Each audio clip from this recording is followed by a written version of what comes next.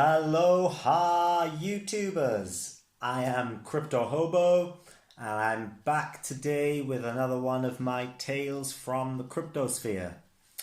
Today we are talking blockchain, specifically what is blockchain, why it's important for cryptocurrencies and all of that kind of good stuff. So if this is not something that you're particularly clued up on, this is probably the video for you to start on your blockchain cryptocurrency journey. If that sounds good to you, stay tuned, slap a like, and let's get going. Okay, first of all, I will say I'm not a financial advisor. This is just information and education for everybody to share in, and it's only my own observations, my own knowledge that I'm putting out there into the world to help inform and educate and empower you to do whatever you want to do with. You can use this information, ignore it, up to you, you know.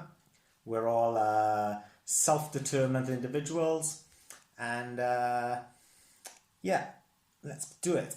First, I would say I have changed the aspect ratio for this video because the channel's new. I'm going to be playing around with different little things just to see what works best in terms of delivering this content.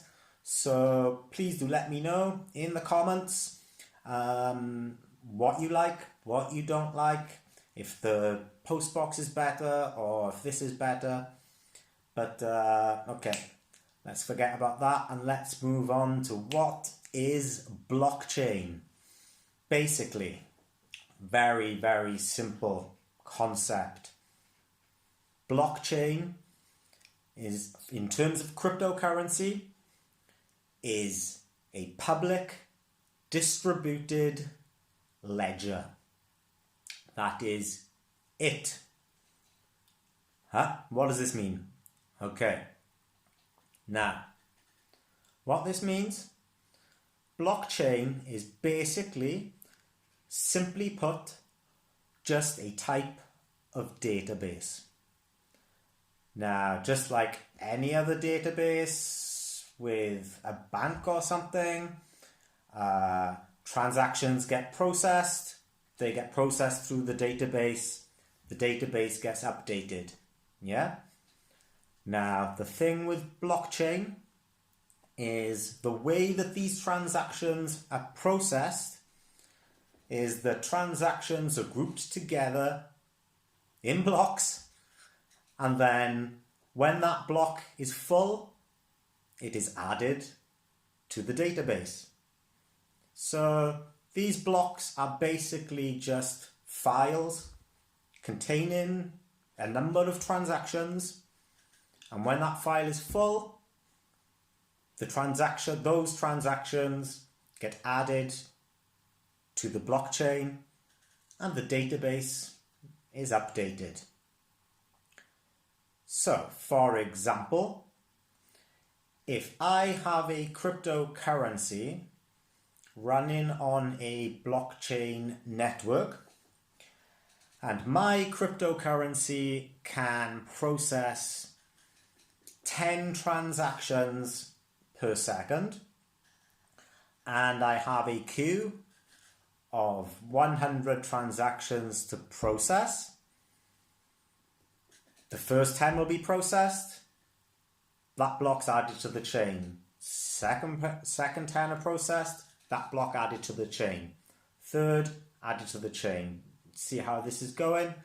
Basically 100 transactions in this example would be 10 blocks added to the chain. Yeah? And these are added sequentially, one after each other. Yeah? Cool. That's literally all it is. Super, super simple, really. Now, where the special stuff comes in is the other kind of unique features. It's publicly distributed. So what does this mean? Well, let's take Bitcoin, because it's the most famous cryptocurrency. And even if you don't know anything about cryptocurrencies, you've probably heard of Bitcoin. Okay? So, if I invest in some Bitcoin, my Bitcoin is on the Bitcoin network, on the Bitcoin blockchain. Yeah? And every person who holds Bitcoin on the blockchain has a copy of the entire database, all of the transactions that have ever occurred on that database since the beginning of time. And this is what we call a node. Every device which connects to that network and holds the cryptocurrency on that network becomes a node on that chain. So, this means that it's also decentralized. What's this mean? Okay. If you bank with Lloyds, HSBC, whoever it is, all of their transactions are kept on their servers, on their databases, on their systems, right? Now, these systems are hopefully pretty secure, but in the modern world, and probably for a long time now, hackers and people like this generally are always one step ahead of the game when it comes to online security and things like this. So, the problem with having something in one place is that it provides a central point of attack and therefore a central point of failure. If I can somehow hack into a bank system and take down their servers or take down their network, then this completely takes down, everything goes offline. Yeah?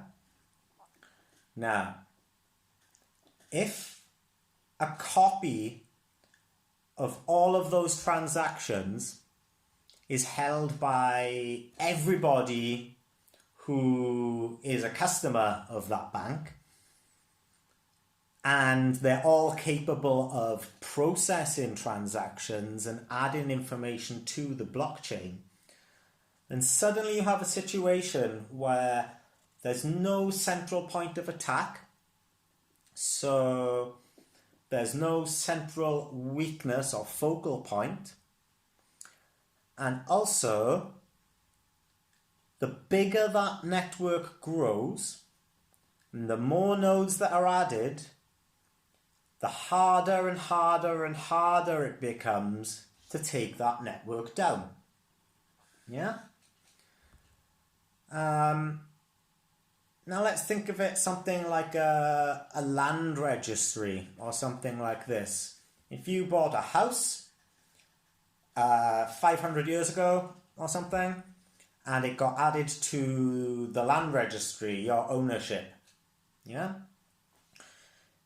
It would be quite easy for one person to go change that ledger and suddenly your ownership is in question. Yeah? If there's millions and millions and millions of people who all have a copy of that ledger and they all have to agree by consensus, a majority consensus, that an update to the ledger can be made, then this makes it extremely difficult for somebody to pervert that ledger, right? Because I can go to the land registry and change that copy, but everybody else on the network is going to have a different copy to me. And they're going to be like, well, this doesn't match up. This obviously shows that I'm doing something dubious. And what would happen then? I get kicked off the network, right? And this is really the beauty of blockchain, especially in relation to cryptocurrencies. That's literally it. I don't really want to put anything else in this video. It wants to be short, sharp, concise, and hopefully that gives you just a very brief, simplistic idea of what blockchain is, in case it's something that's completely and utterly new to you. So if this makes sense to you, or if it doesn't, please let me know in the comments. If you like this content, if you feel that it's helpful, give me a like and a subscribe. There's links in the video description, as before, to some free resources, and maybe I can find some small videos or something I can put in there which will give you a more technical breakdown for you to explore in your own time, of your own volition. Failing that, that's pretty much as it is today. The next topic of discussion is going to be looking at this a little bit more, specifically in relation to Bitcoin. And that's probably going to come tomorrow, so stay tuned for that. And if you need a reminder, use the bell, I think it's up here, for channel notifications. I am Crypto Hobo. Have a beautiful day. Peace, love, prosperity.